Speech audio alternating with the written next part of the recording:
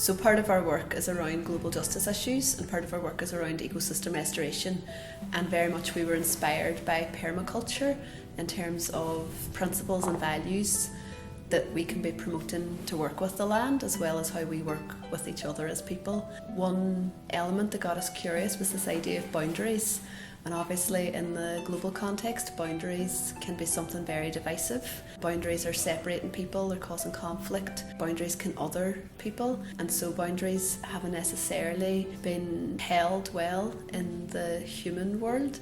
And yet nature doesn't see boundaries, nature doesn't recognise borders. So while nature doesn't have strict boundaries like national boundaries that we would have, there are spaces in nature where ecosystems overlap and where there's incredible diversity, where there's incredible activity, and we're really curious about that edge in nature. And we're trying to play with ways that we can best use our boundaries on this land in Síolta Chroí to maximise biodiversity, habitats, and also to be creative about what our boundaries might look like. So for example, we're in the process of building a dry stone wall at the minute.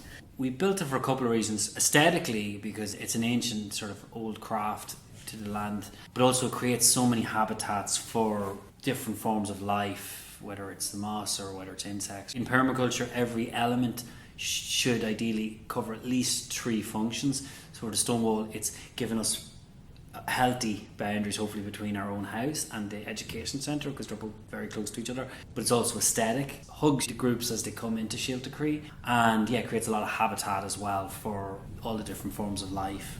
As you arrive at Síolta Chroí, we have the OM alphabet to welcome people. So the OM alphabet would be the ancient alphabet on this island. We're kind of curious about our heritage. We're looking at what was it that we need to remember, what is it that we need to reclaim as people living in this land. So having different trees planted to represent each letter of the OM alphabet is reminding us of the importance of trees. It also is creating diversity because each tree obviously is a different species, and it's a way of people when they arrive that they know that this is important. So how we welcome people to this island, to these shores, to Europe is important. How we welcome people to Síolta Chroí is important, and how nature can be actively used symbolically as well as speaking to our heritage is also important. And I think that OM alphabet is one way that we can do that in terms of our physical structures here at Síolta Chroí. An ancient tradition, our ancestors would have been banging the boundary. Every year they would have walked around the boundary of the land that they were managing, that they're guardians of. They would have believed that doing that at least once a year would have supported the land and also maybe stopped any boundary conflicts with neighbours and that as well too. It's just a nice way of creating that intimate relationship with the land. We ran an ecosystem restoration course for community groups, and one of the tasks that we did as part of that course was to create a dead hedge. So again, we were trying to look creatively at how we separate the house with the centre, how to separate family life and work life, but how to do that again in a way that could have multiple functions. So the dead hedge, aesthetically, I find it quite beautiful. It served the function of recycling and reusing some of the trees that we were cutting back.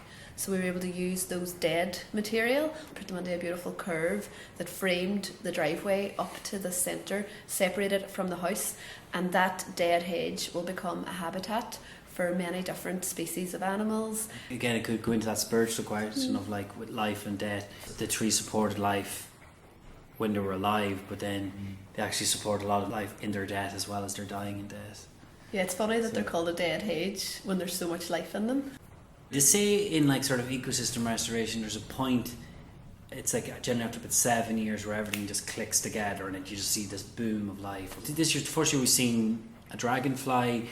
There's been a change, and I don't know what is. When we moved here originally, there was a serious amount of crows and magpies and less smaller birds. That seems to have changed a bit. There doesn't seem to be as many crows. Yeah, I don't know what that is or why that is, or if it's anything. We've just put in a pond at the end of the summer, the very end of the summer, so it'll be exciting now to see that next year as it settles in. I think that would really, they say the most effective way to bring life into a land is a pond, so that'll be really interesting to watch to see what comes of it.